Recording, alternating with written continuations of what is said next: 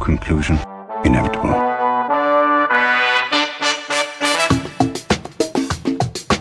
It was a jump to conclusions, Matt. My conclusion was that this idea was not a practical deterrent. My only conclusion can be that it was a Sith Lord. In conclusion. Hello there, folks. Welcome back to In Conclusion, the only movie podcast that dares to ask the question, what's the deal with airplane food? I'm Dan O'Keefe, and joining me as always is Anna Otto. Anna, how are you? Today, I won a stuffed Mothman out of a virtual claw machine game that I found on TikTok, and it should be here in 2 weeks, and I'm really excited. You played a fake I don't... claw game Okay, on sort of. TikTok? Sort of. I found this TikTok account, and they were like, you can win real prizes. They were going live, and there were a lot of people playing it, and I was like, you know what, I'll give it a shot. Seemed normal. And the guy, like, makes his own plushies, and he, like, has a very active... not makes his own. He designed his own and had them, like, created, and they're all cryptids. And so, like, he has some other stuff. Like, he goes Squishmallow. He has a bunch of stuff, and he's like, my passion is, like, I love these claw games. And I was like, okay, weird flex, but, like, kind of me too. Mm-hmm. And so he makes these machines, and there's a bunch of, like, toys or games or whatever in the machine, and they're each marked with a barcode, and then when you win and it drops the toy down the chute, it recognizes that, and you automatically, like, it goes in your cart, and you can mail it to yourself for free. So you played a real life claw game. Mm-hmm. Just a camera was pointed at it, and you played it through your phone. That's correct. This is dystopia. I loved it. This is the worst future. It's giving me at my best. It's giving Ready Player One, but the real world. Kind of love that. It's giving other dystopian things that are not coming to my mind. Westworld? I don't know. Is that dystopian? I've never seen it. I have not watched it either. I think it is. I think it's robots. It's giving... There's going to be a Mothman plushie at my doorstep in 2 weeks. And for that, we have to be thankful. We are thankful. We're grateful. It's a 2 weeks after Easter miracle. Fucking man. So, unrelated to all of that, the movie that we're talking about today, another one of Anna's favorites. It's The King of Comedy. Once again, directed by Martin Scorsese, written by Paul D. Zimmerman. Paul D. Nuts. I'm sorry. Starring Robert De Niro, Jerry Lewis, Sandra Bernard, and a bunch of other people. Including Robert Scorsese's father and mother. Martin Scorsese? You said Robert. Oh, yeah, Martin Scorsese. Okay, I was like, which one is it? Martin Scorsese or Robert De Niro? You'll never know. I won't. Edited by Thelma Schoonmaker. Music by Robbie Robertson. A fake name if I've ever heard it. Released... An alias. He panicked. Robbie Robertson. Oh, no, this guy's the lead guitarist and songwriter for The Band. And he real? wrote The Night They Drove Old Dixie Down. Interesting. Yeah. And he's done a bunch of music for Martin Scorsese, including Casino, The Departed, Wolf of Wall Street, and The Irishman. Oh, okay, pop off, King. Right? Released on February 18th, 1983, with a budget of $19 million. This made, I want you to guess, Anna, how much money did this make at the box office? $100 million. $2.5 million. That's it? A box office bomb. Yeah, big time. At the time of its release, it did not get great reviews. I wonder why. But on Rotten Tomatoes, it currently has an 89% approval rating. The site's consensus stating, largely misunderstood upon its release, The King of Comedy today looks eerily prescient and features a fine performance by Robert De Niro as a strangely sympathetic psychopath. Listen, them saying largely misunderstood, incel. That's incel language. Full stop. So Roger Ebert gave it 3 out of 4 stars. A King. He said The King of Comedy is one of the most arid, painful, wounded movies I've ever seen. It's hard to believe Scorsese made it. Scorsese does not want laughs in this movie, and he also doesn't want release. The whole movie is about the inability of the characters to get any kind of positive response to their bids for recognition. The film is not, you may have already guessed, a fun movie. Yeah, it's also not a bad movie. It is frustrating to watch, unpleasant to remember, and in its own way, quite effective. I laughed at a couple things. I laughed at a bunch of things. I encouraged the movie to be funny, okay? I really I wanted it to be funny, therefore it was. It is a comedy drama, and you definitely looked at it more at the comedy than the drama. No, I looked at it at the drama, but I also just sometimes he said things and I was like, ha! I will say, at his comedy act at the end... Not funny. Oh, I thought it's not unfunny. Oh, I thought it was sad. Oh, okay. We'll get to that. Yeah. Because I sat in silence. There was not a single chuckle. It got 3 or 4 chuckles from me. So part of the reason why I think that we have this dissonance in our opinions of the movie is I've watched a lot of Johnny Carson from that time. Oh, yeah, because you're elderly. Yeah, this would have fit in. I mean, it would have fit in. Like, yeah, it was 1983, so this was after, like, George Carlin and everybody, like, more subversive comedians had hit the mainstream. So it was dated at the time, but it wasn't, like, horrendously unfunny. I guess, yeah. I'm talking about his comedy act in specific. No, I know. I'm thinking about it. I guess, maybe I just prefer,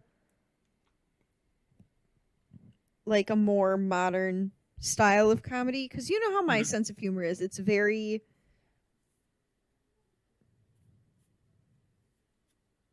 deprecating. No, yeah, but, like, I'm talking about, like, the things that make me laugh when other people don't. Like, I feel like I like things that are weird. And this was so traditional. And some of the things he was laughing about, to me, in this time, I'm like, that's not funny. That's cause for concern. Maybe I'm too new age, Dan. Hippie. Yeah, what can I say? Meanwhile, my preferred comedy stylings are that of the Jewish Borscht Belt comedians of the 50s and 60s. Nothing. That is the peak of humor. Where half of the punchlines are just, my mother! My wife! Raucous laughter. Wait, I was thinking of Borat for a second. My wife! My wife! My wife! So I do believe this was both of our first times watching it. Yes. 'Twas. Yeah, I would have been shocked had you seen this before. Really, Dan? It's my favorite film. Nothing says the king of comedy like... And I don't know where I was going with that. No, you're right, though. So I mentioned that the editor of this was Thelma Schoonmaker. She has also edited almost all of Scorsese's movies. Pop Off Queen. Including Raging Bull, the bad music video, Goodfellas, Casino, Gangs of New York, The Aviator, The Departed, Shutter Island, Hugo, Wolf of Wall Street, Silence, The Irishman, and the upcoming Killers of the Flower Moon. Oh, Queen! Right? Queen. She's incredible. Anytime I hear... Now, it seems to me that some of the greatest directors, objectively, Martin Scorsese, Quentin Tarantino. I'm sure there's others. Those are just the two I know off the top of my head. Have women editing their movies. And that really just busts my nut, Dan. You know what I'm saying? Like, that's just... it just makes me so happy and joyous. Hell yeah. Women make me bust my nuts. It's weird when you say it. I know. It just makes me happy to hear women succeeding in the world of video editing. Okay? No, I get it. You're a woman in video editing. Yeah, so it really makes me happy. It's like being a woman in STEM. Yeah, but it is. Even more exclusive. Thank probably. You. Probably these days. Right? Woof. So, the King of Comedy, you will be shocked to learn, was nominated for 0 Oscars. And Stunned. won. Because it was nominated for 0, it also won 0. Do you want to know what the winning films were that year? 1983. Wait, can I try to guess? Sure, you won't. I haven't seen any of these. Oh. Can I have a hint? The Best Picture winner was produced by James L. Brooks. I have no stars idea. Deborah Winger and Shirley MacLaine.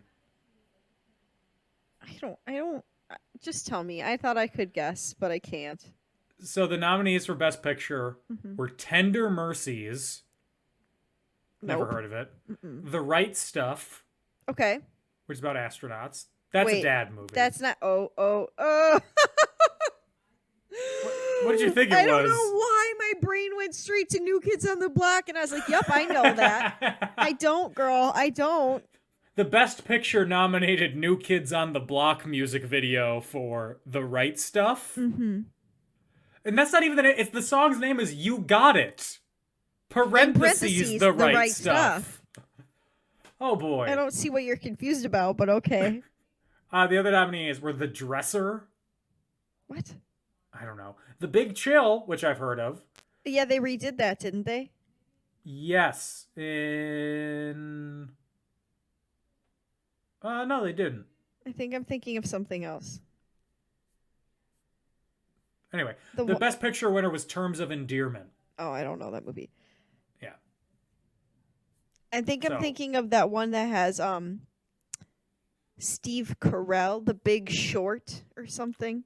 That's very different. Oh. The Big Short is about the financial crash. Yeah. I never saw it, so I wouldn't know. In fact, I'm looking at all of the nominees. And Nothing remarkable. They are very... None of these have really had any staying power. War Games was nominated, and that so far is the only one that I've seen. I've heard of that.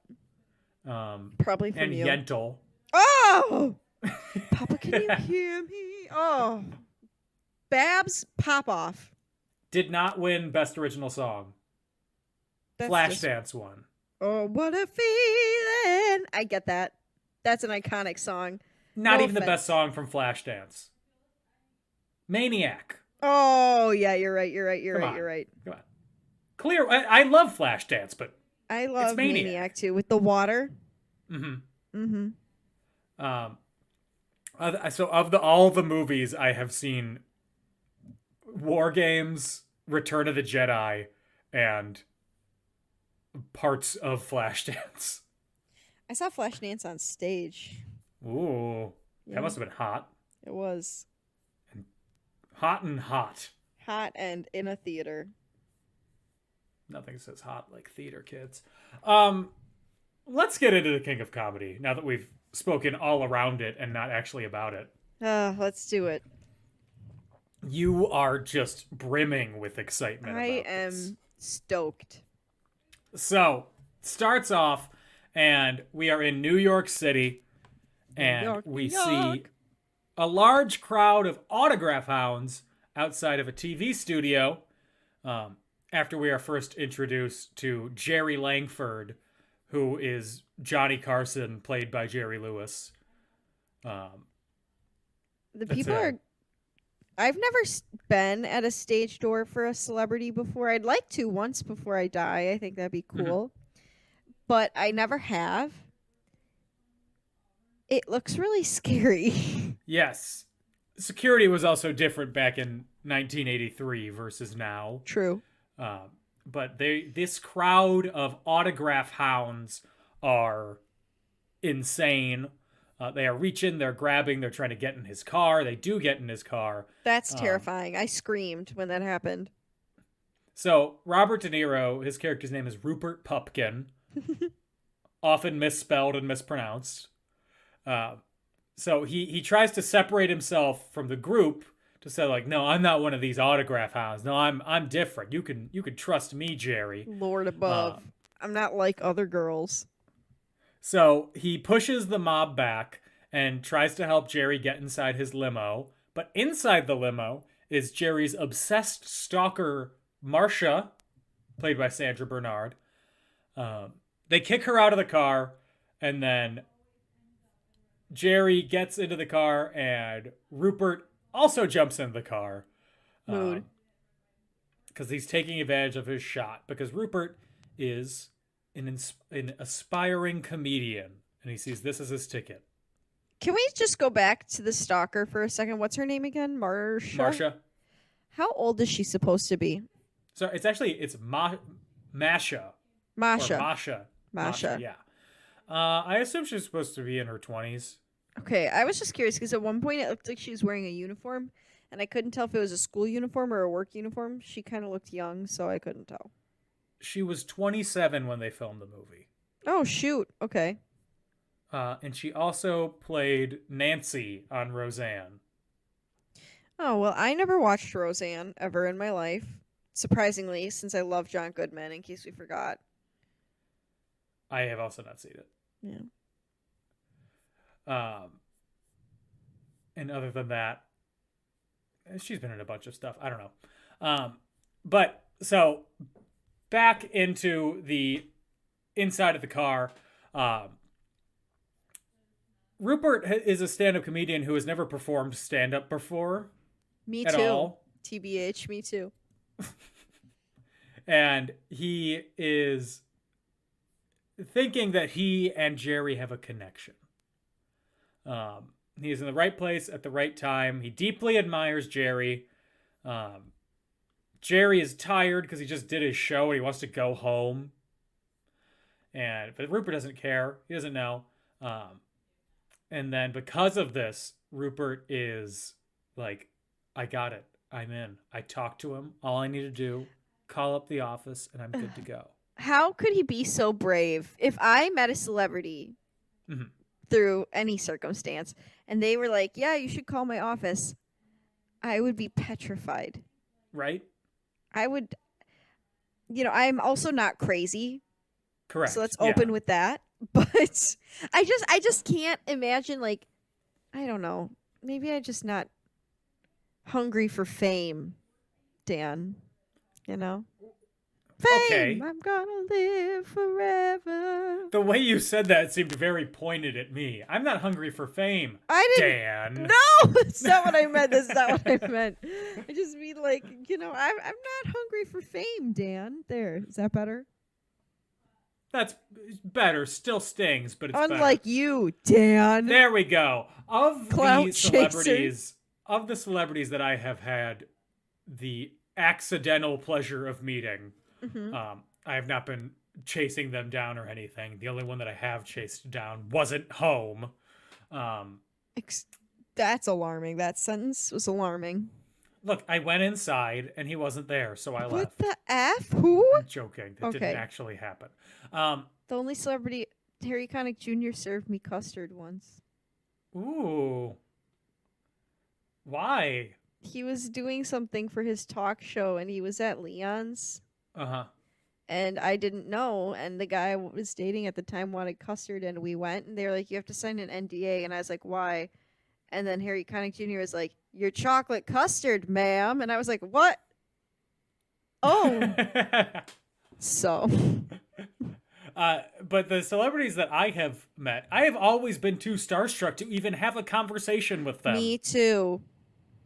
At no point would it escalate to the point of give me a call. No. No. It doesn't escalate past the point of hi, how are you? Yeah, right? It's scary to even ask for a picture. Yeah. Picture, autograph, kiss on the cheek, Hold hands. artificial insemination, Whoa, any whoa, of that. whoa, Very we're different. not- Oh, sorry, what? Whoa. Whoa. I want Ed Asner's kids. Oh. Specifically Ed Asner. I don't know why that's the name that came to my head. I'm uncomfortable. Oh, he died too. Oh, Dan, no! Redacted. So, Rupert and Jerry, they have a conversation in the car. Jerry is mostly just being nice so he can get him away from him. Oh, because he's so freaking annoying. He says to give him a call afterwards, and Rupert will not let him go into his apartment until he says, "Oh, and Jerry," 900 more times. Oh my god, it was like watching a little kid try and tell a story. Is that not the vibe you got? No, yeah, it does, yeah. And Jerry. Oh, and Jerry. No, I would just ignore him. I'm a and mean Jerry. person, but I would. So then Rupert, he goes back home and we see that he lives in his mom's basement and he has built himself a talk show set where he can live out his fantasies of being a talk show host. I kind of love the basement though. Like it looks like a nice basement. That wallpapering with the crowd, Mm-hmm. it's pretty cool. Yeah, it is. Pretty well designed for a crazy person. Yeah. The cutout of Liza and Jerry. Mm-hmm. Love it. So Rupert then goes and gives a call to the office. And then he says, okay, we'll call you back, so that he waits at a payphone in Lord. Times Square, holding up a line for hours on end. Ugh. And they are not happy. Yeah, I don't even really know what to say there. So he keeps attempting to get on to Jerry's show, but the staff keep saying no. So he interacts with Kathy Long, who is Langford's main secretary, and eventually she listens to the tape and she's like, there's some good potential here. Why don't you work it out on stage and we'll send somebody to come see you? I mean, that's very constructive criticism. Right? That's a very kind way to turn someone away, if you ask me. It is. And again, based on what we see at the end, I don't think she's wrong. Yeah, I would agree with you. I think he needs to go to one of those clubs where people try out their bits, and if they don't like them, they cut them. And I don't really know anything about how practicing for stand-up comedy works, but, go mold your craft. Right? Mold your craft. Mold your craft. What? Sorry I talked like a college professor for 2 seconds. So Rupert invites... he goes to a bar. I'm kind of doing this out of order because the synopsis that I have is out of order. I just wanted to say, if we could jump back for 2 seconds. Yeah. Also, I feel like I've been in those secretaries' shoes where people are like trying to get onto a show or whatever. Because when I forgot because you worked as a secretary at the radio station. Yeah, and my friend Melissa has a lot of stories about it, more than I have. Because she used to get crazies, and I got a few crazies, but like nothing too bad. But she tells the story of the guy who she told he couldn't smoke in the office, and he was like, I'm supposed to be on the air, you should let me be on the air. And she's like, you can't be on the air and you can't smoke. And so the guy put out the cigarette on his own hand in front of her. Geez. Yeah, Jesus. She's got crazy stories. People are nuts in every capacity. Anyway, that's what the scene made me think of. And that's why working from home is great. Mm-hmm. Rupert goes to a bar where he sees his high school crush is working as a bartender now. And he takes her on a date. It's a very awkward date. He shows off his autograph book with way too many autographs. He's like, "Do you want to see the big kicker? Here's the best one," and it's his own autograph. And he gives it to her. I would pass away immediately. At least he's confident. Oh God! No one can ever describe him as meek. If Gage did that, I would think he was the cockiest person on the face of the earth. Mm-hmm. Anna, guess what? What? I mailed you something. If it's your own autograph, I'm return to sender. Or I'll hang it up. We'll see. Okay. It's one or the other. Yeah. Not just going to throw it out. Keep the stamp. No. We'll see how I'm feeling. How the mood strikes.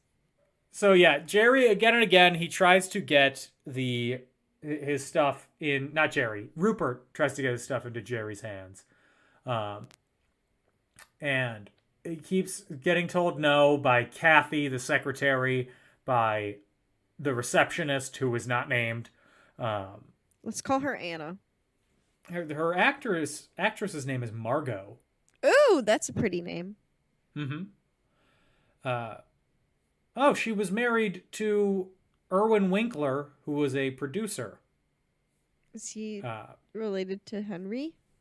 No. Oh, okay. But he produced he produced Rocky, which is why I knew him. And Raging Bull, The Right Stuff, Goodfellas, a lot of movies. Okay. Yeah. Good for him. So eventually, Rupert invites Rita on a date to Langford's country home. Cringe. You could not even... My shoulders were past my ears, Dan. And first of all, her dress is really cute, though. Very cute. She as a person is very cute. Mm-hmm. But... And sane. Yeah, she needs to be with somebody else who's sane. Mm-hmm. Not scary. So, with the confidence that only an insane person can have, they go in there, they hang around, and then... More than hang, Dan. They're drinking his liquor. And they're going upstairs. Dude. They're touring the home. Oh my God. If somebody came into my home and was doing that, cringe, crying, I'd have to sage the place. So Langford comes home and he is like, yo, what the fuck? Literally how any normal person would react. Yeah, and like his butler even said, like, he's like, I tried to get them out, but they wouldn't listen. That's scary. That was one of the scariest parts of the film for me, was like that he just had the confidence to walk into somebody's house and just like make it his own, not give a crap. Ooh. So Langford keeps telling him to leave, and Jerry's like, not Jerry, again, Rupert. I keep saying that Robert De Niro's character is Jerry, and I apologize for that. That's okay, Dan. We forgive you. Thank you. Rupert is like, oh, you're kidding, Jerry. Come on, you're kidding. We're friends. And eventually he's like, no, I'm not kidding. I only told you to call me so you would get out of my car. Mm-hmm. I mean, it's a little harsh, but when someone is invading your personal life, I think it's okay to be a little harsh.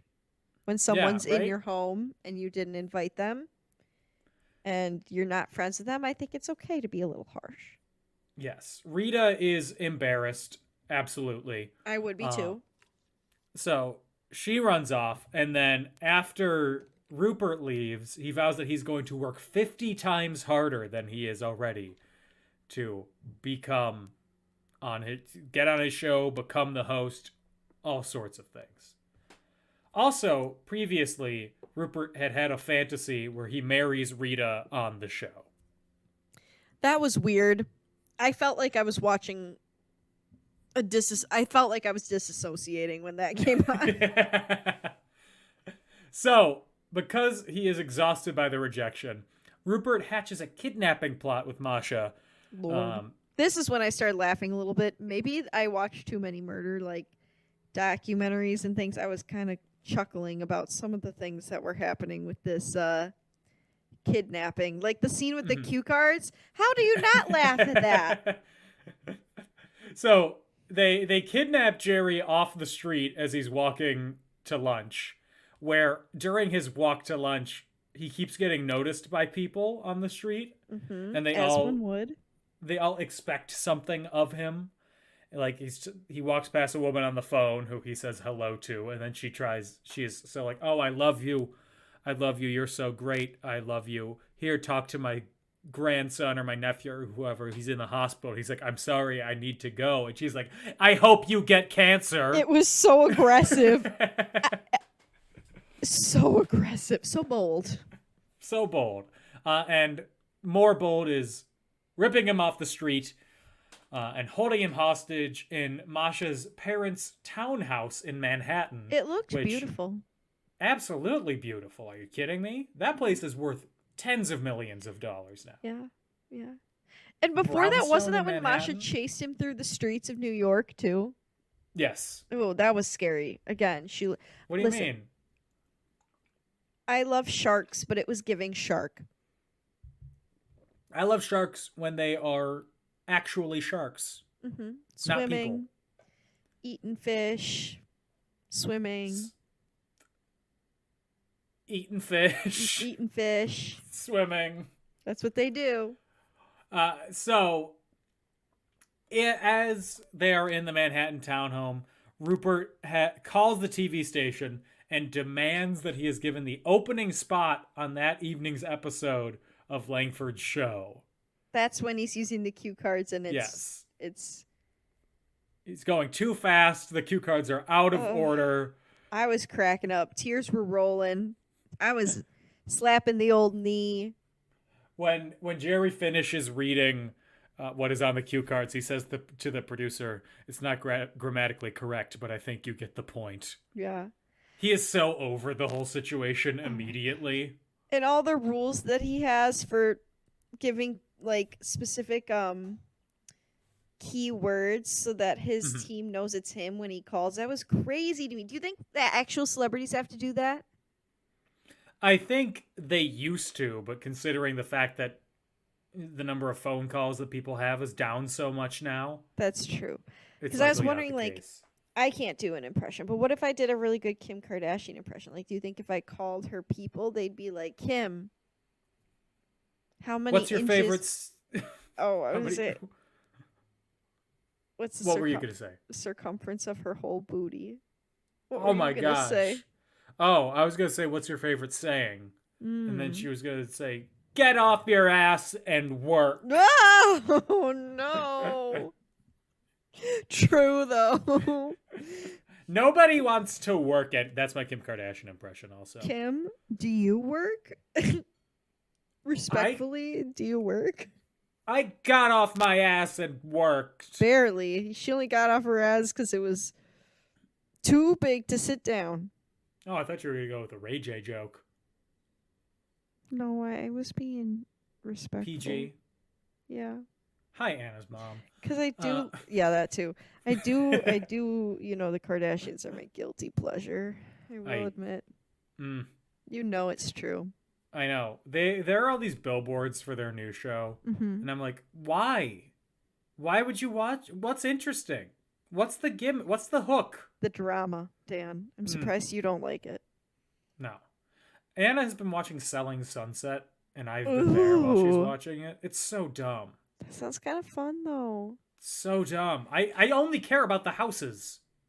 That's fair. They sell like one house a season. That's fair. Anyway, so eventually the bosses, lawyers, and FBI agree to Rupert's demands because Langford is going to be released at the end of the show. And while Rupert he puts on his best suit to go to the taping. It's kind of a cute suit, though. I like it. It's got like polka dots on it. Yeah, it's like polka dots and checkerboard. It's very garish, but it works. It's giving. I could see you wearing something like that, Dan. Again, This sounds like an insult. It's paired not. with- I'm saying you have like an old-fashioned sense of style. You wore a bowling shirt to your last comedy performance. That's fair. I saw the pictures. Whatever, because the way that the suit is we've been describing it is not in a positive light. Well, sometimes fashion is so ugly it's nice. You know what I mean? And that would look good on me. Yeah. Because you're It's old-fashioned. ugly, but it works for you. Dan. I love how you can just wear anything.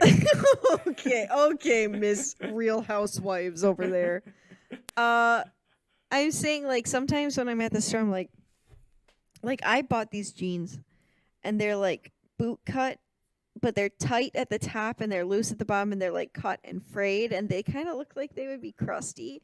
But I put them on, and dang, they look fantastic. That's what I mean. Sometimes clothes look ugly. You know what I mean? Not helping me though. Well, I still maybe need to it's talk just to 'cause my I have no therapist sense- about this. Okay, I'll talk to them too. Thank you. You're welcome. Tomorrow morning. I'll gaslight them. While Rupert is, I was just gonna go right over that. Yeah, that's fair. Go ahead. While Rupert is at the studio, Masha has her dream date with Langford, who is super duct taped to the chair. They used like 8 rolls of duct tape. They on him. overdid it on the duct tape for sure. Her dream date gave me anxiety because the way she was like, I can't believe I'm going to kiss you right now. And I was like, if I was Jerry, you guys can't see my face, but I would just, this movie gave me the ick, Dan. Just the, ooh, like, I would literally, so Gage does this thing when I want to kiss him, but he doesn't want to kiss me, where he just tucks his lips inside his mouth. If I was Jerry and she was coming at me trying to kiss, that's what I would do. Just tuck him under. Stay back, foul beast. Fish lips for you. Mm-hmm. So on the dream date, Langford convinces her to untie him because he's seducing her. He's like, classic. Let's really get into it. She thought she was going to get a piece of the pie. Right? Mm-hmm. And when she does untape him, he grabs the gun that they have been using to hold him there, but it's a toy gun loaded with faulty pellets, not even working pellets. Yeah, it's like a cap Nothing's gun, coming right? out. I used when to he be so sees scared this- of cap guns when I was little. Why? Because I was afraid of everything, and I thought that I could still get shots. Oh my gosh. So Masha, who is now in her underwear at this point because A nightmare. she's got plans, and those plans are assault. You could tell that was her plan because her underwear matched. Yeah. So Langford slaps her and flees downtown as she is chasing after him in the street In her tidy whities. in her underwear. And I'm Bold like, of "Are you her. not I would have cold?" had to get dressed first. Yeah. And then as he runs past, Langford sees Rupert's full stand-up routine on a set of TV displays. And then we see Rupert's whole act. Did you what part did you think was funny, Dan? I just want to know. I thought that the jokes about his mom were funny. Okay. You do And the have stuff an about old-fashioned sense and the of stuff humor. about how everybody in school passed by beating him up. That was kind of funny. Okay, that was a little funny. I did laugh Yeah. about that. But the jokes about his mom and dad, that's what made me sad. I was like, oh, God, clearly he struggled growing up. Unless he was completely fabricating it in order to be funny. But I don't know. I think that he probably didn't struggle growing up, but he thought that he did.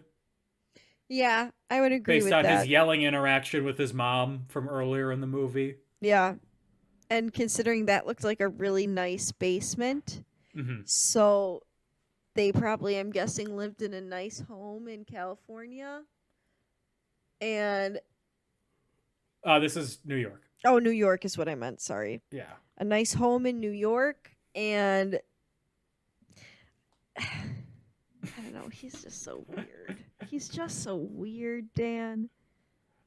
So in the act, Rupert confesses that he kidnapped Langford, and everybody's just was yucking holding him it up. hostage. Because why would you think that was actually the case? I guess. The comedian came on stage and did an act and said, "I kidnapped the host and held him hostage so I could get stage time here." I guess you're right. I'd be like, ha! That's What a goober. silly. I was gonna say, I can't think of the word I was gonna say, but like, I guess I get what you mean. Like, that's like, oh, ha ha ha.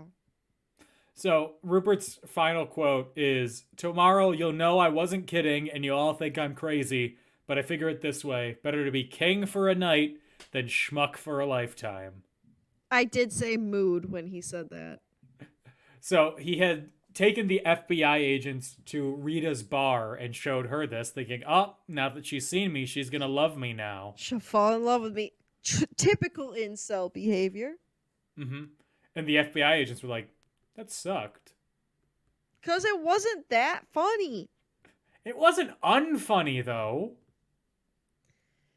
It just was, like, I feel like it was something that a very beginner comedian would do. And I know that's what he was, but, like, a very beginner. Yeah. So then we get a montage of what happened to Rupert afterwards. He got a 6-year prison sentence, gets paroled after 2 years. His autobiography gets published, King for a Night, says that Rupert considers Langford his friend and mentor, and he's currently weighing several attractive offers, including a film adaptation of his memoirs. Do you think this is a real sequence, or do you think he's dreaming it up? I want to finish describing it, and then I'll tell you. Okay, finish describing it. Sorry. So he then takes stage for a television special with a live audience. The announcer calls him the King of Comedy, and then the announcer repeats, "Ladies and gentlemen, Rupert Pupkin," 7 times, and then the credits roll.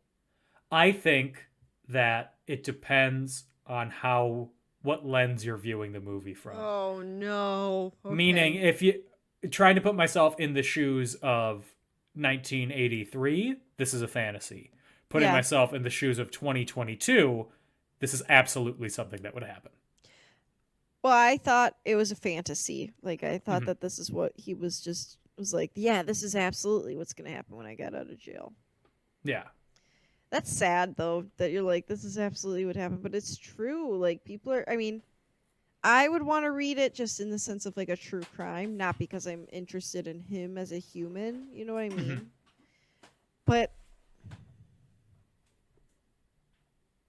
there, that he'd have, like, his groupie fans who'd be like, free my boy, he's so handsome, I want to be with him.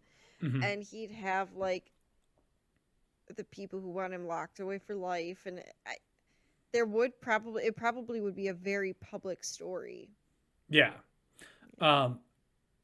To somewhat equate this to a current event, the Johnny Depp and Amber Heard trial, which I have been following religiously.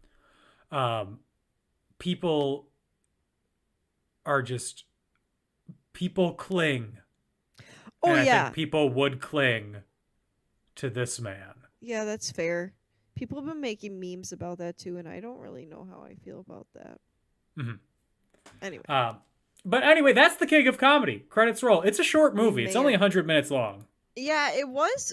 It did go by really quick. I was watching it while I was doing laundry, and actually I was folding my laundry from the last time I did laundry because I was lazy about it. But it was good. I mean, I saw a lot of Joker in it. I'll say that much. Combine this and Taxi Driver and strip away all the good parts, and you get Joker. So strip away nothing, because both movies were booty. Oh my god. So I know your opinion. I know you didn't like this. I think there were some parts that were funny. I just thought it was just kind of dry. Mm-hmm. And I agree. It's very dry. Yeah. I feel like a lot of it. This is a comedy, Yeah. But It's not a a dry comedy in the fact that it's supposed to make you laugh. Are you talking like comedy, like old terms comedy, just as in nobody died, so it's a comedy? No, not like Shakespearean Oh. comedy. I mean, in the literal sense, it is meant to be humorous. But in the Yeah. same way that New Yorker cartoons are humorous. In the way that people pretend they like them. Okay, there you go. It just it moved too fast for me at some points. Okay. Because I have a short attention span, but sometimes... Which I figured moving fast would be helpful. Yeah, I know, but by that I mean I need constant reminders of where I'm at Okay. when things are moving that fast. I don't know. It was good. I saw a lot of Joker in it. I also just feel like the world is so celebrity obsessed that this could happen anytime, but the story could be like either funnier or more intense. Okay. I get that. If the movie was set today, I think the stakes would be higher because I think the people would be crazier. I'll say it. Yeah. I agree. Absolutely. Your comparisons to Joker remind me of the tweet, person who has only ever seen The Boss Baby watches a second movie. Oh, no. Getting a lot of Boss Baby vibes from this. I That's mean, you with Joker. Oh, literally. It's true though. I mean, I feel like if you watch all things are inspired by other things. You can watch a million things and see influences. But I think Todd Phillips even said in an interview that these were the two movies that inspired him the most.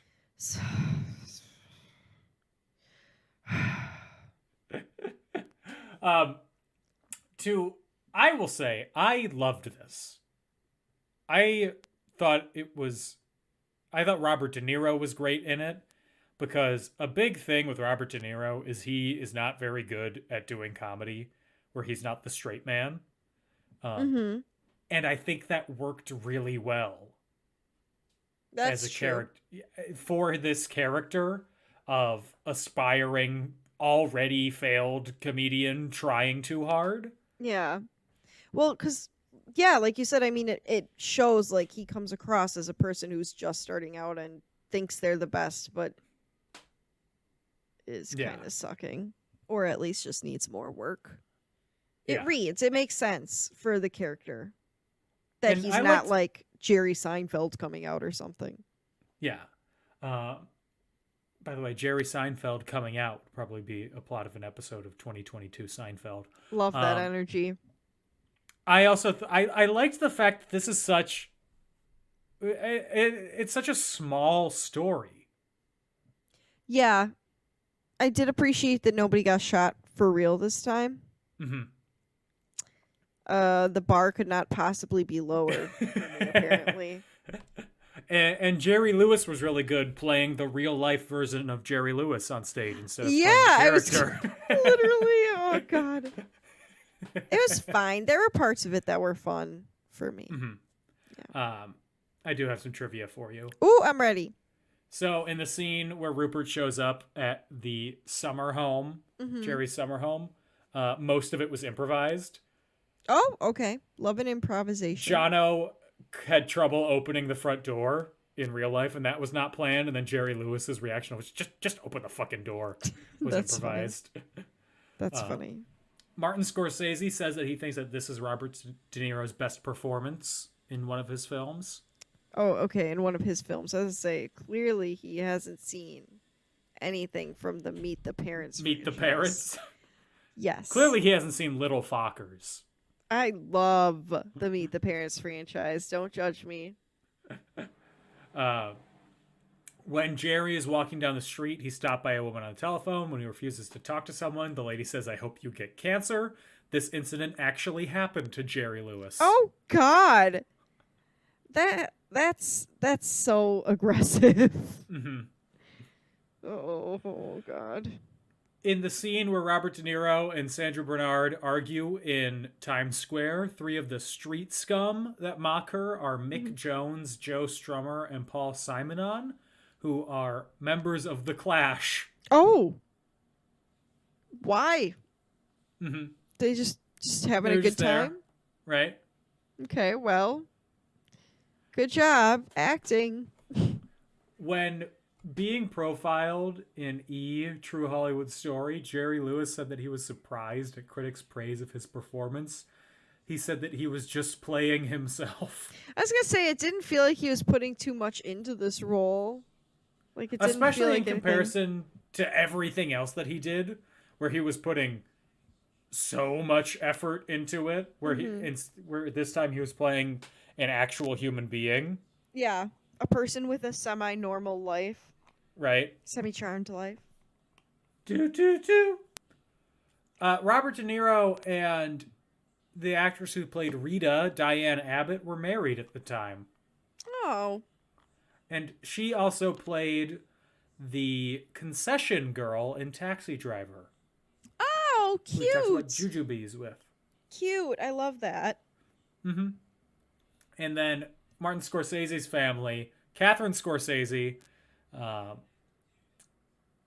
Scorsese's mother is the voice of Rupert's mother. Charles Scorsese, like right? Charles Scorsese, who is his dad, is the man at the bar at the end of the movie. Okay. And then Martin Scorsese plays the TV director. Fun. That's the trivia I got for you. Thank you. Those are fun trivia facts. Right? Oh, actually. Oh. So it only played in movie theaters for less than 2 weeks because of how much of a box office bomb it was. Well, no comment. Oh my gosh. You just don't appreciate quality. Oh, I do. So, would this movie be better, worse, or the same with Jonathan Taylor Thomas as Rupert Pupkin?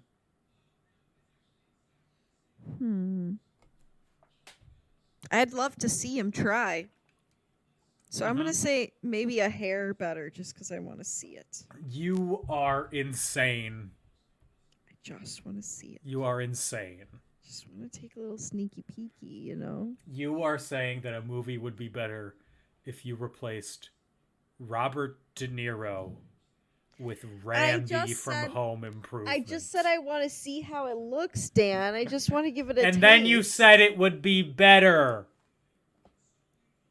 You know, just for the Ma'am. drama. For the drama, I'm going to stick with my choice. For the Okay, drama. fine. Sorry, Robert De Niro. This would not be better with George Clooney as Rupert Pumpkin. You don't think so? No. I'd love to Too see handsome. him try. Too True. handsome. I would not believe him to be an incel. Crazy. Yeah. He's too hot to be an incel. He is. God, that man was never involuntarily celibate. He and I have the same problem. Too hot to be an incel. Okay, Dan. Yup. Despite our views. That's why you're cut from the same cloth. Yup, that's it.